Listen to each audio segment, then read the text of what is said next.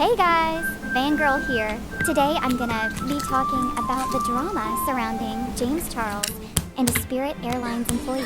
It probably sounds stupid if you're not as chronically online as I am, but basically Spirit Airlines shut down a few days ago, and a woman who was working there reached out to James Charles in need of help. Instead of ignoring the DM from her, he went on to shame and belittle her in a TikTok video.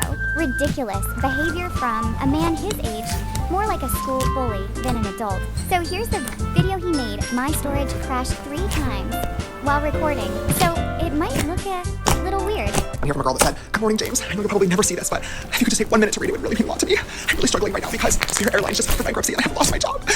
Here's a GoFundMe link. Any donations help."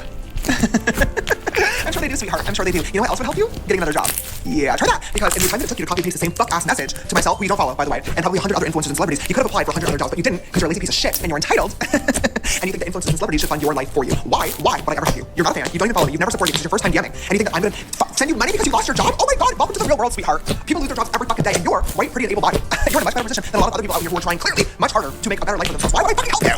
Aside from that, 17,000 people lost their jobs at Spirit Airlines. Why do you think you need to go fund me? At least like 1% respect the mentality of closed mouths don't get that. Doesn't hurt to try. But honestly, it does hurt to try because now you piss me off. Okay, I'm not the one. Go find fucking Mr. Reese. This is literally his entire shtick. I'm sure the next YouTube video is literally gonna be like, I rehired all 17,000 of the Spirit Airlines employees, and it's gonna be the real life Hunger Games. The last one of them to leave the Spirit Airline gets to be the CEO of the new company and gets a house in a car, $10 million, and everybody else dies. Like, go find that video to compete in, baby. I'm not helping you. I'm not fucking helping you. All you did was lost your job. Okay, welcome to the real world. I can at least understand if you were like, James, I'm a long time fan. Here's a trillion years of DMs and my support for you. I love you. I'm suffering with a really rare genetic disease that there's no cure for, and I'm trying to raise money for myself and other people that have this. Maybe I would help. Maybe I would help because I love you and I appreciate you.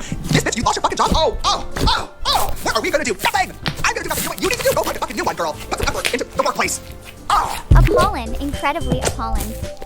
You have younger kids watching you, and they may display this behavior now too, because their so-called idol has done it. That's not even the biggest problem here.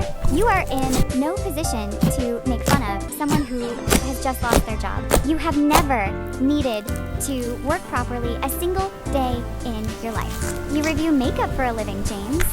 You have so much money and you're pressed because someone is asking you for help? Stupid. It's so stupid. And let's not forget how he was DMing minors, but we all just magically forgot about that.